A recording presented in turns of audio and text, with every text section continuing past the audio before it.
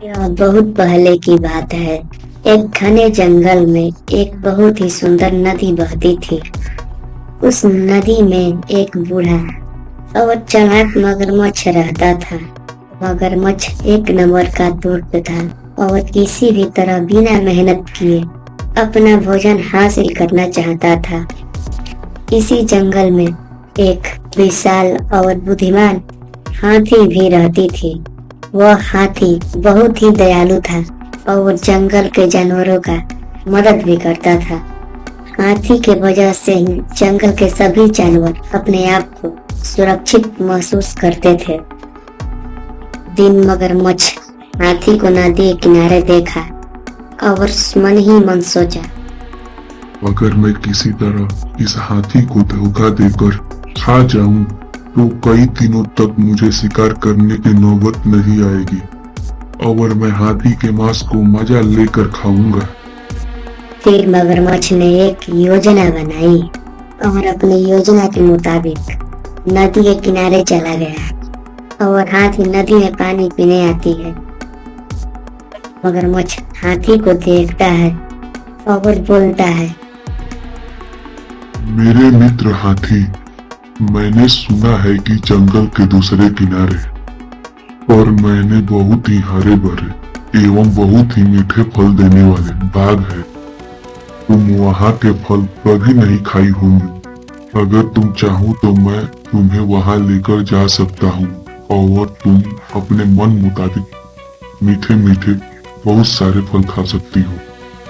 हाथी को यह सुनकर बहुत ही ज्यादा खुशी हुई और हाथी ने मन ही मन सोचा, अगर सच में वहाँ मीठे फल मिलेंगे हमें तो मैं सभी जंगल के जानवरों को वहाँ लेकर जाऊंगी ताकि सभी इस लाभ का फायदा उठा सके। तभी मगरमच्छ चालाकी से बोला, मित्र हाथी, तुम इस सोच में डूब गई हो।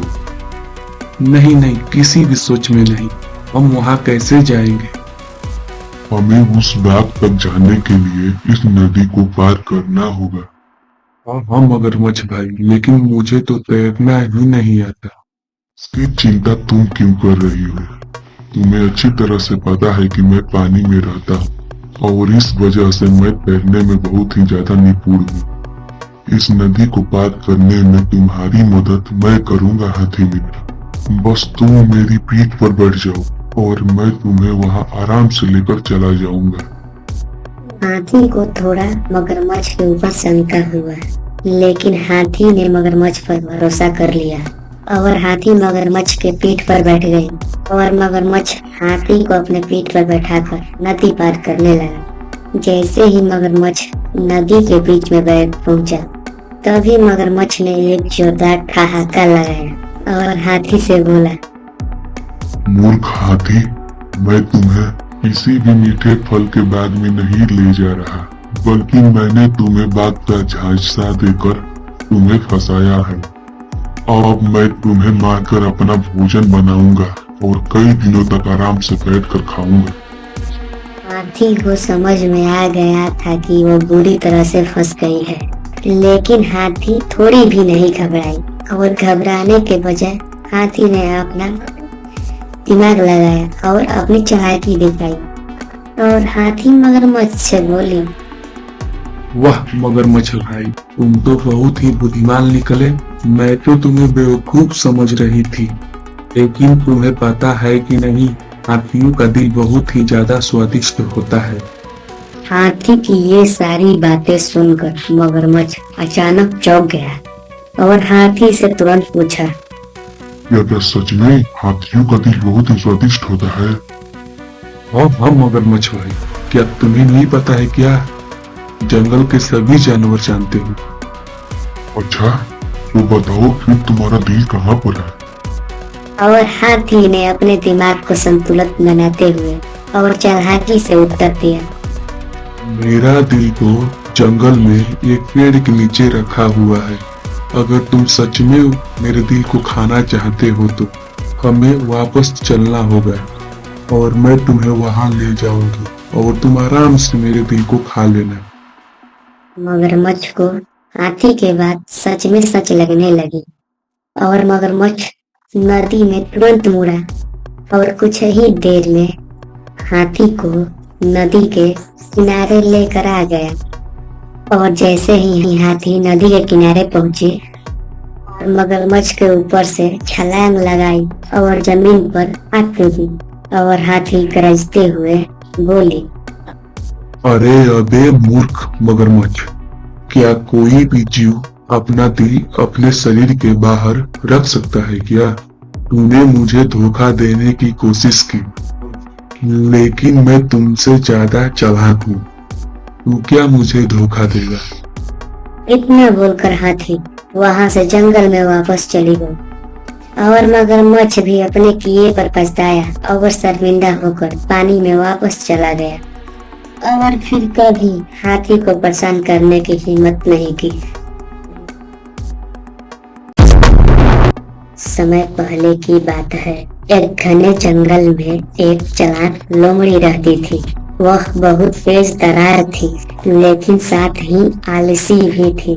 हमेशा वह शिकार करने की बजाय खाना खाने के लिए आसान तरीके ढूंढती थी, जिससे उसे बिना मेहनत किए भोजन मिल जाए। एक दिन कई दिनों तक भोजन न मिलने के कारण लोमड़ी बहुत ही भूखी थी। वह इधर उधर खाने की तलाश में घूमने लगी। तभी उसने बहुत ही बड़े पीपल के पेड़ के पास एक अजीब से बैल को लटकते हुए देखा।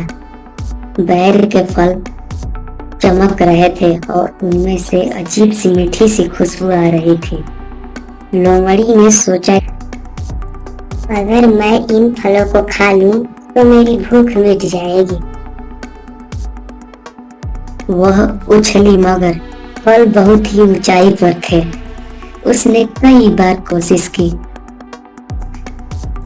लेकिन सफल नहीं हो पाई। तभी एक चिड़िया उड़ती हुई वहां आई।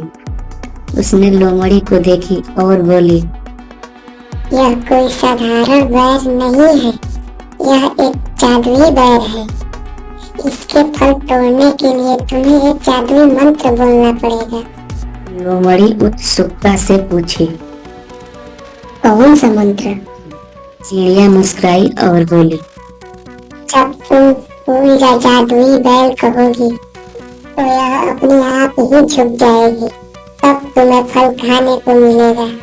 लेकिन ध्यान रहे, आगे चलकर तुम्हें लालच नहीं करना चाहिए। लोमड़ी जल्दी से मंत्र बोली, फूल जा जादुई बैर, फूल जा जादुई बैर। लोमड़ी ने जैसे ही यह मंत्र बोला, बैर झुक गए और लोमड़ी ने बैर खाए और मीठे एवं स्वादिष्ट बैर खाकर लोमड़ी की भूख मिट गई। अब लोमड़ी हर रोज उस बैर के पेड़ के पास आती और मंत्र बोलकर अपने पेट भर बैर खाती। लेकिन धीरे धीरे लोमड़ी के अंदर लालच जग गया। फिर लोमड़ी अपने जरूरत से ज्यादा बैर तोड़ती और उस बैर को जंगल में ले जाकर सभी जानवरों को बेचने लगी। एक दिन जब लोमड़ी ज्यादा बैर लेने आई और उसने मंत्र का उच्चारण किया, लेकिन बैर झुका नहीं। फिर उसने कई बार मंत्र उच्चारित किया, लेकिन बैर झुका नहीं। तभी पेड़ से आवाज आई, लोमड़ी, तुमने लालच किया और इस जादू का गलत इस्तेमाल किया। अब यह बैल तुम्हारे लिए कभी नहीं झुकेगा। अब लोमड़ी बहुत ही पछताई, लेकिन वह कुछ कर नहीं सकी और वह भूखी प्यासी जंगल में भटकती रही। लेकिन उसे पहले जैसी बैर इतना अच्छा एवं स्वादिष्ट फल कभी खाने को नहीं मिला।